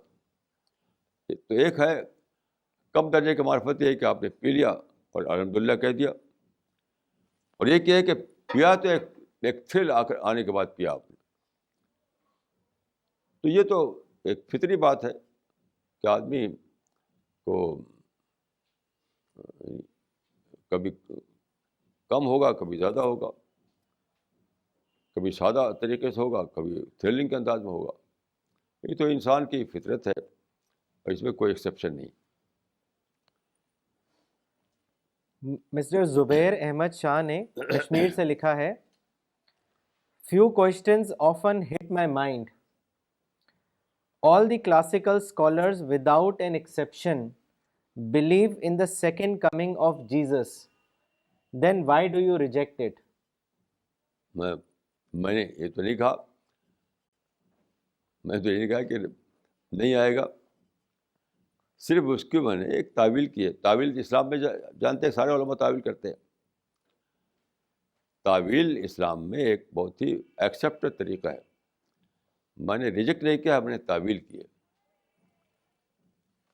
اور دوسرا سوال ان کا مولانا یہ ہے کہ why did the Khulafa Rashidin invade other empires and nations? Instead, they should have sent preachers to these nations to invite people to Islam. دیکھیے انویڈ کا کہنا غلط ہے، وہ انویژن نہیں تھا. That was not an invasion, وہ defence تھا. میں لکھا اپنی کتاب میں، آپ اس کو پڑھ لیجیے کہ رومن امپائر، ساسانی امپائر دونوں نے افینس کیا تھا، تو مسلمان جو آگے بڑھے وہ ڈیفینس کے طور پر آگے بڑھے. تو ہسٹری سے ثابت ہے، آپ میری کتاب پڑھ لیجیے آپ. مس زرین خان نے دلی سے لکھا ہے، how do I respond to someone who doesn't believe in God and says that if there is God then he is class biased and gender biased, referring to the status of prophets and other holy men who preach the word of God. کیا مطلب؟ Profit عورت کو نہیں ہوئی؟ جی مولانا، ایک تو اس کا یہی ہے کہ جینڈر بائزڈ ہے اور کلاس بائزڈ ہے. دیکھیے، میں تو آج ہی صبح کسی سے کہہ رہا تھا، نہیں کل کسی سے بات ہو رہی تھی کہ عورت کا درجہ مرد سے بھی زیادہ دیا گیا ہے. اور رسول اللہ کی مثال سے حضرت خدیجہ جو تھی رسول اللہ پہلی جو اہلیہ تھی، تو میں کل ہی کسی سے بات کر رہا تھا کہ وہ فیمیل باسز کی پہلی مثال ہے. رسول اللہ کے بعد جو تھی خدیجہ تھی، ہر معاملے میں وہی مشورہ دیتی تھی. مثلا جب وہی آئی تو آپ کو گھبراہٹ طاری ہو گئی، آپ آئے تو آپ کہا کہ زمبلونی میں مطلب بستر پر مجھے سلاؤ. تو حضرت خدیجہ نے اس وقت آپ کو مشورہ دیا کہ چلیے ہم ورقہ بن نوفل کے پاس چلتے ہیں. وہ ریلیجس اسکالر تھے بہت بڑے، تو انہوں نے باس کا رول ادا کیا. ابھی میں کہیں کہہ رہا تھا کہ حدیث میں آتا ہے کہ حبب الی من دنیاکم النساء، کہ دنیا میں جو چیزیں ہیں ان میں عورت میرے لیے محبوب بنا دی گئی، رسول اللہ نے فرمایا. تو میں نے کہا کہ اسے جو چیز بتائی گئی ہے وہ ہے فیمیل پارٹنر کی بات. فیمیل پارٹنر، ہر مرد کی ضرورت ہے کہ اس کا ایک فیمیل پارٹنر ہو، ہر عورت کی ضرورت ہے کہ اس کا ایک میل پارٹنر ہو. یہ کیوں؟ کسی نے بہت صحیح کہا ہے، if all things alike then there is no one thinks very much. کہ سب لوگ یکساں طریقے کو سوچیں تو کوئی زیادہ نہیں سوچتا. تو عورت کو ڈفرینٹ بنایا، مرد کو ڈفرینٹ بنایا. عورت مس ڈفرینٹ ہے، مرد مسٹر ڈفرینٹ ہے. تو جب وہ دو ساتھ ہوتے ہیں تو دونوں کے ایکسچینج سے نئی چیزیں ایمرج کرتی ہیں. تو مرد کو فیمیل پارٹنر چاہیے، عورت کو میل پارٹنر چاہیے، یعنی اپوزٹ پارٹنر. یہ تو بہت بڑا اسکیم ہے اللہ تعالیٰ کی کہ اپوزٹ پارٹنر دیا. تو اس کو اس سرس میں نہیں لینا چاہیے کہ کوئی باعث ہے کیا ہے. نہیں، یہ اسکیم ہے، یہ پلاننگ ہے. کیونکہ اگر مرد جو ہوتا وہ عورت ہوتی، جو عورت ہے وہ مرد ہوتا، جس کو کہتے ہیں جنڈر ایکولٹی. جنڈر ایکولٹی تو نتھنگ. اگر دونوں جنڈر ایکول ہوتے تو دنیا بالکل ڈیڈ ہوتی، ڈیڈ ہوتی. بہت صحیح کہا کسی نے جو میں ابھی بتایا آپ کو، when all things alike no one thinks very much. جب سب یکساں سوچتے ہو تو کوئی بھی زیادہ نہیں سوچتا. تو اللہ تعالیٰ یہ جنڈر ایکولٹی کو میں نہیں مانتا، میں مانتا ہوں جنڈر کمپلیمنٹریٹی کو مانتا ہوں، کہ دو ڈفرینٹ کو پیدا کر کے اللہ تعالیٰ ایک کر دیا تاکہ ان سے ان کو فائدہ ہو، ان کو فائدہ ہو. تو اس کو باعث کے ٹرم میں نہیں سوچنا چاہیے، اس کو سوچنا چاہیے اللہ تعالیٰ کی اسکیم کے ٹرم میں. مولانا عبد الباسط عمری نے دوحہ قطر سے لکھا ہے، مولانا آج مسلم امہ جن چیزوں کو جانتی ہے وہ صرف احکام ہے، حالانکہ قرآن زیادہ جن چیزوں سے بحث کرتا ہے وہ اللہ کی معرفت اور حکمت ہے. مولانا کیا یہ صحیح ہے؟ یہ بات صحیح ہے. اس میں ایسا ہوا کہ بعد کے زمانے میں، یعنی فقہا کے زمانے میں، لوگ زیادہ تر پوچھتے تھے، یہی سب باتیں پوچھتے تھے. قرآن پڑھتے تھے، ہر آدمی اس زمانے میں دیکھے قرآن سب کو یاد ہوتا تھا، سب قرآن پڑھتے تھے. تو ان کو وہ باتیں قرآن میں جان لیتے تھے وہ، کہ خدا کے ایک مانو، رسول اللہ کو خاتم الرسول نبیین مانو. مسائل جو تھے وہی پوچھتے تھا کر کے علماء سے وہ، کیونکہ مسائل میں ان کو ضرورت ہوتی تھی جاننے کی. تو مسائل جو ہے موضوع بن گئے فقہ کا. یعنی فقہ معرفت کا علم نہیں ہے، مسائل کا علم ہے. یعنی بعد کے زمانے میں جو فقہ بنی تو معرفت کا علم نہیں تھی، وہ مسائل کا علم تھی، کیونکہ لوگ وہی پوچھتے تھے اسی کے بارے میں. اب وہ اس کے بعد کیا ہوا کہ ہسٹری پر وہی چھا گیا. رسول اللہ کے زمانے میں ایسا نہیں ہوتا تھا، صحابہ کے زمانے میں ایسا نہیں ہوتا تھا کہ لوگ مسائل پہ بحث کریں خالی.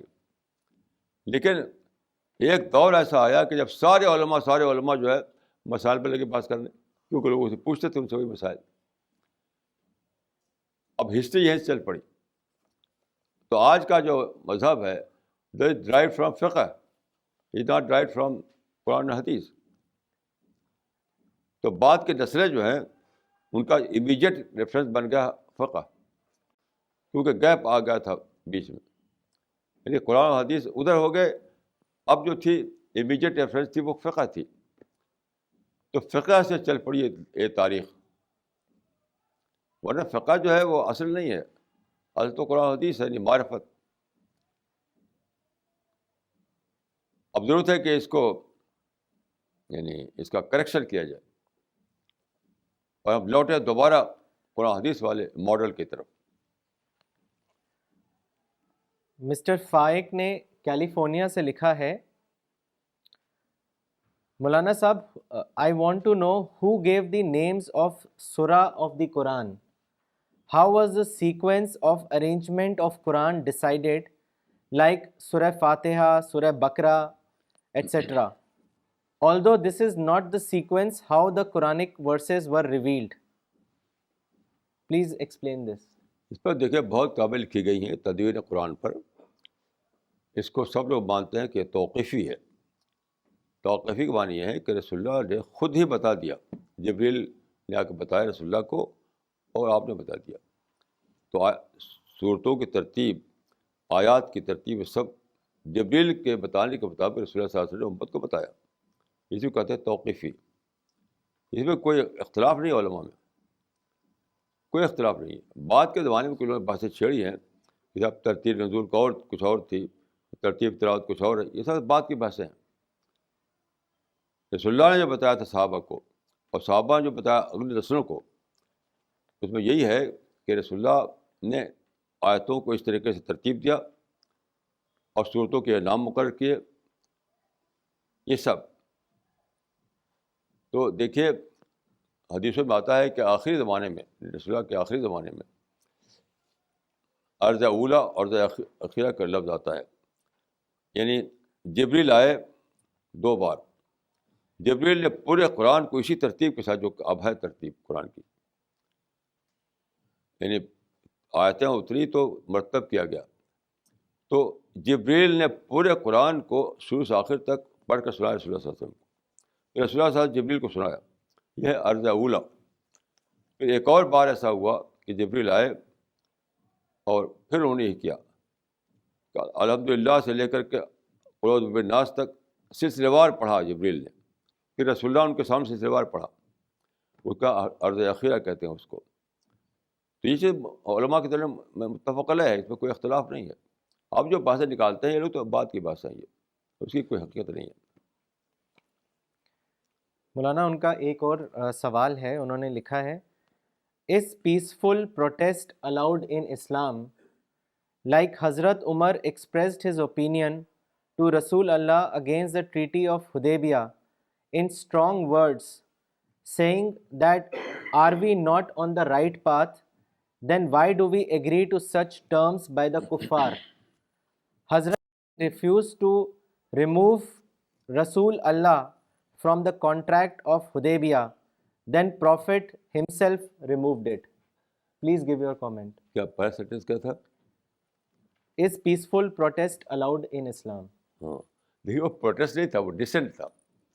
The difference between dissent and protest. Dissent سے بھی ہلکا کوئی لفظ ہو تو وہ تھا وہ، جیسا کہ فرشتوں نے کیا تھا، اللہ تعالیٰ سے کہا تھا.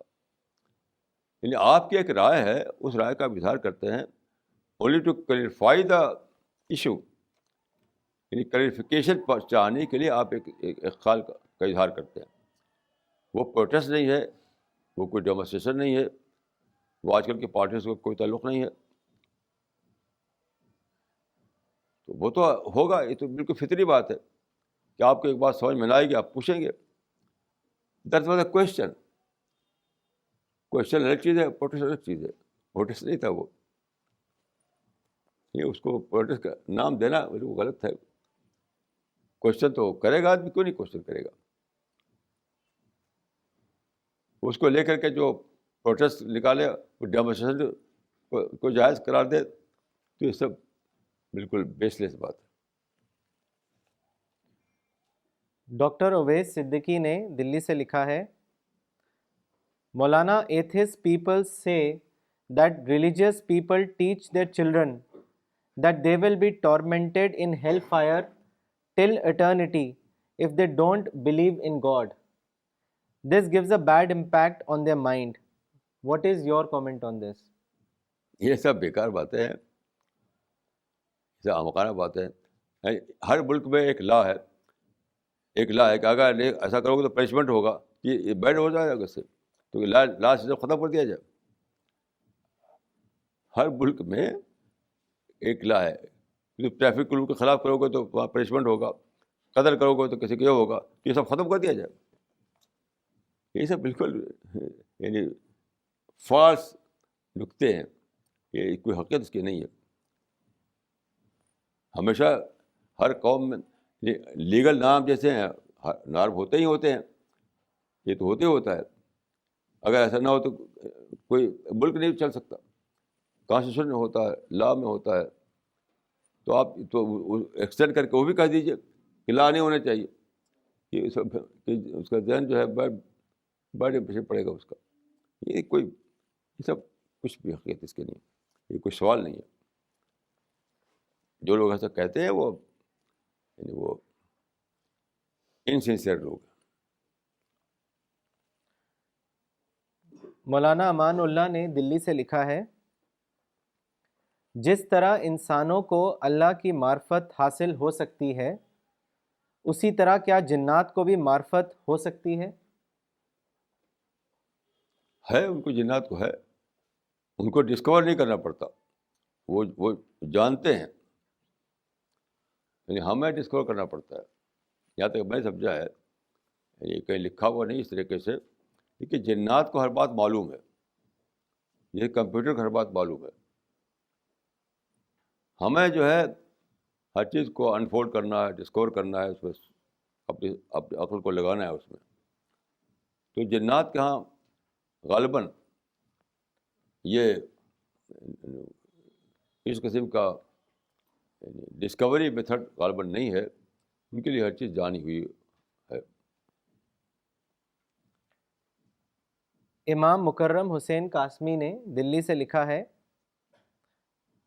امام غزالی نے اپنی کتاب الموقظ میں لکھا ہے کہ ایک خاندانی مسلمان کو سب سے پہلے جس چیز سے توبہ کرنا چاہیے وہ خاندانی مذہب ہے. اس کو چاہیے کہ وہ اپنی خاندانی مذہب کو خدائی مذہب کی حیثیت سے دریافت کرے.